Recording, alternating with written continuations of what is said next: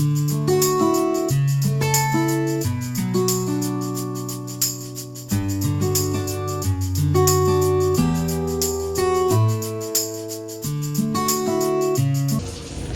All, good morning, welcome back to my channel. So आज प्रिशाच्या स्कूलचा first day आहे आणि मी आणि राहुल आम्ही दोघं पण गेलेलो तिला स्कूलमध्ये सोडण्यासाठी. आम्हाला ही गॅरंटी होती की ती अजिबात रडणार नाही आहे आणि तसंच झालं. ती तर अजिबात काही रडली नाही, पण नंतर स्कूलमध्ये गेल्यानंतर म्हणजे इन बिटवीन काही रडली की मम्मा मम्मा केलं असं काही अजून तरी काही मेसेज किंवा काही कॉल आला नाही आहे. आता बघू, जेव्हा मी तिला घ्यायला जाईल तेव्हा समजेल मला. आता आजपासून स्कूल चालू झाली तर एक वीक त्यांना थोडं सेटल होण्यासाठी दिलं आहे. म्हणजे की 3 तासांची जी स्कूल असते तर ती आता 2 तासच होणार आहे एवढा एक वीक. आणि मग नेक्स्ट वीकपासून रेग्युलर स्कूल होईल. म्हणजे आणि ॲक्च्युली आज तिची झोप पण नाही झालेली, कारण की सकाळी खूप वेळेस तिला जाग आलेली. आणि जसं मी तिला म्हटलं की प्रिशा स्कूलला जायचं आहे, तशी एकदम क्विकली उठून बसलेली. तर ती एक्साइटमेंट पाहून म्हणजे खूप चांगलं वाटलं मला आणि वाटलेलं की हां आता ही अजिबात रडणार नाही. पण जेव्हा तिला मी स्कूलमध्ये ड्रॉप केलं तेव्हा मलाच रडायला येऊन गेलं, पण ती अजिबात रडत नव्हती. आणि आता थोड्या वेळाने जाईन मी तिला घेण्यासाठी, अजून टाईम आहे. आणि असं होतं आहे की आता वेळ पण पटपट जात नाही. प्रिशा घरामध्ये नाही आहे, तर नाही तर प्रिशा घरामध्ये असली की प्रिशा हे करू नको, प्रिशा ते करू नको, प्रिशा असं कर, प्रिशा हे खा, हे कंटिन्यू चालू असतं आमचं. तर आम्हाला दोघांना पण असं वाटतं की प्रिशा नाही आहे घरामध्ये तर किती शांतता वाटते आणि वेळ पण पटपट जात नाही आहे. तिला सोडून आलो आहे आम्ही, अजून 1च तास झाला आहे, पण असं वाटतं की बापरे किती तास झाले असं होत आहे.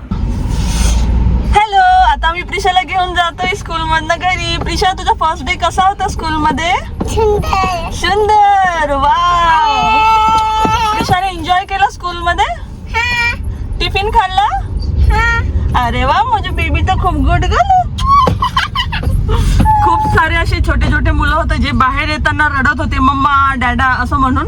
मला असं वाटलेलं प्रिशा पण रडेल की काही, पण प्रिशा एकदम हसता हसता आली, शोधत होती मम्मा कुठे आहे म्हणून. जेव्हा तिचं नाव कॉल केलेलं तेव्हा. रोज जाणार ना आता तू स्कूलमध्ये? अरे वा. आणि मग नंतर दुपारून आम्ही जे ऑफलाईन OTG परचेस केलेलं, जे मी लास्ट व्लॉगमध्ये सांगितलेलं तुम्हाला की आम्ही ऑफलाईन OTG घ्यायचा विचार करत होतो. सो आम्हाला आवडलेलं OTG आणि आम्हाला ते प्रोडक्ट आवडलेलं. सो आम्ही ऑफलाईनच परचेस केलेलं आणि आज म्हणजे काही दिवसांनंतर ते प्रोडक्ट आम्हाला रिसीव झालेलं.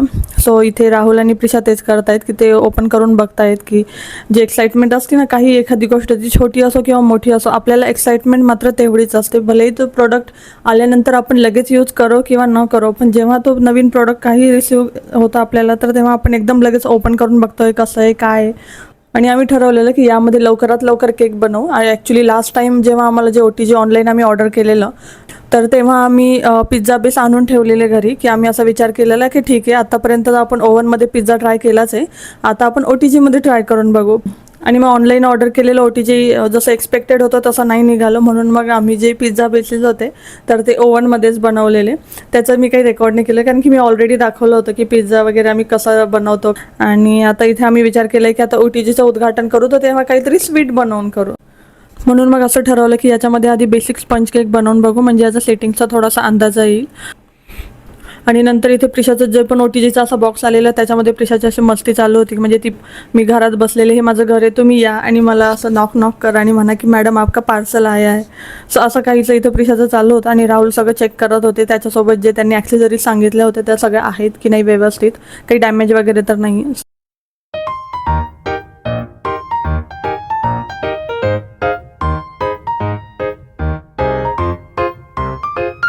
आणि मग हे बबल रॅपर बघून मला माझ्या लहानपणीची एक आठवण झाली.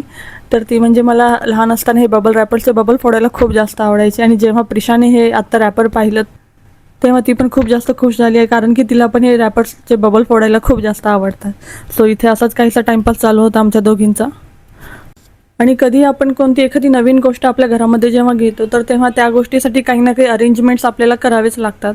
तर तसंच काही आज आमच्याकडे पण होणार होतं OTGसाठी, कारण की OTG आम्ही किचनमध्ये ठेवणं आम्हाला काही सेफ नाही वाटलं, कारण की जेव्हा पण OTG यूजमध्ये असतो किंवा चालू असतं तर तेव्हा तो खूप जास्त गरम होतो, समोर त्याचं जे डोअर आहे तिथे पण आणि साईडने पण. म्हणून आम्हाला ते थोडं रिस्की वाटलं किचनमध्ये ठेवणं, म्हणजे आपण काहीतरी काम करतोय तिथे चटका वगैरे लागण्याचे किंवा प्रिशा तिथे सारखी जाते, सो ते सेफ नाही. म्हणून आम्ही असं डिसाईड केलं की हॉलमध्ये जो डायनिंग टेबल आहे आपण तिथेच OTG ठेवू. पण OTGचा जो वायर आहे तो इलेक्ट्रिसिटी पॉईंट जो होता आमचा ऑलरेडी हॉलमध्ये तिथपर्यंत तो पुरत नव्हता वायर, म्हणून मग आम्ही असं डिसाईड केलं की एक बोर्ड खाली शिफ्ट करून घेऊ. मग आता इथे तेच काम चालू आहे OTGसाठी. आणि असं वाटलेलं की आता हे काम झालं की आजचे सगळे कामं होऊन जातील, पण तसं नाही झालं. जसं की मी तुम्हाला लास्ट व्लॉगमध्ये सांगितलेलं की घरामध्ये काही चेंजेस होणार आहेत. तर ते चेंजेस म्हणजे असे की तुम्ही आता जी ही ड्राय बाल्कनी बघताय तर इथे आता स्लायडिंग विंडो बसवण्याचं आम्ही ठरवलं आहे. आणि ते का ठरवलं हे मी तुम्हाला नेक्स्ट ब्लॉगमध्ये नक्की सांगेल. आणि आमची अजिबात इच्छा नव्हती की इथे काही स्लायडिंग विंडो वगैरे बसवून हे पूर्णपणे असं पॅक करून द्यायचं, पण काही रिझन्स आहेत आणि त्यामुळे सडनली आम्हाला हा डिसिजन घ्यावा लागला की इथे आपण ही ड्राय बाल्कनी कवर करून घेऊ स्लायडिंग विंडोने.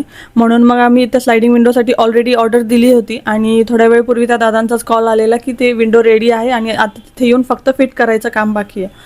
तर आता साईड बाय साईड हॉलमध्ये पण ते काम चालू होतं इलेक्ट्रिशियनचं आणि इथे फॅब्रिकेशनचं पण काम चालू होतं. आणि संध्याकाळी पण आम्हाला एका ठिकाणी जायचं आहे बड्डे पार्टीसाठी. सो आता काय माहिती आता कसं होतं काय होतं बघू. आता हे काम किती लवकर होतं या कामावर डिपेंड आहे की आम्ही तिथे जाणार की नाही जाणार. आणि हे सगळे कामं होतं संध्याकाळ झालेली, म्हणून म्हटलं चला चहा ठेवते सगळ्यांसाठी. सो इथे सगळ्यांसाठी चहा ठेवलेला आणि बाल्कनीमध्ये ते विंडो फिटिंगचं काम तर चालूच होतं. म्हणून मग मी इथे किचनमध्ये असं काही कवर करून ठेवलेलं जेणेकरून काही घाण वगैरे असेल तर ते जे काही सामान असेल इथे किचनवरती किंवा ट्रॉलीमध्ये जायला नको घाण, म्हणून मी असं वरती असं झाकून ठेवलेलं त्याला. आणि वेळेमध्ये ड्राय बाल्कनीचं काम पण कंप्लीट झालेलं, स्लायडिंग विंडो पण फिट झालेलं. आणि यासोबत जे ह्या कामामुळे जे काही थोडीफार घाण झालेली ड्राय बाल्कनीमध्ये ती पण क्लीन करून घेतलेली आणि हॉलमध्ये पण जे काही ड्रिलिंगमुळे थोडीफार घाण झालेली ते पण क्लीन करून घेतलं आणि आम्ही पुढे आमच्या तयारीला लागलो. आणि म्हटलं आधी मी रेडी होऊन घेते, कारण की प्रिशाला रेडी करायचं म्हटलं तर तिच्या मागे मागे फिरावं लागतं आणि त्याच्यामुळे खूप जास्त वेळ जातो. म्हणून म्हटलं पटकन मी आधी रेडी होऊन घेते आणि सगळ्यात शेवटी प्रिशाला रेडी करते.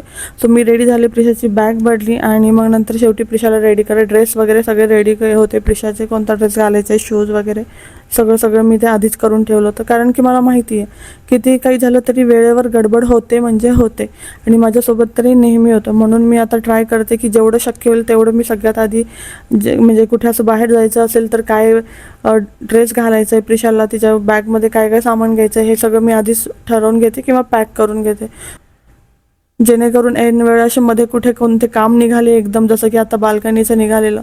सो या सगळ्या गोष्टींमुळे वेळेवर गडबड नको व्हायला.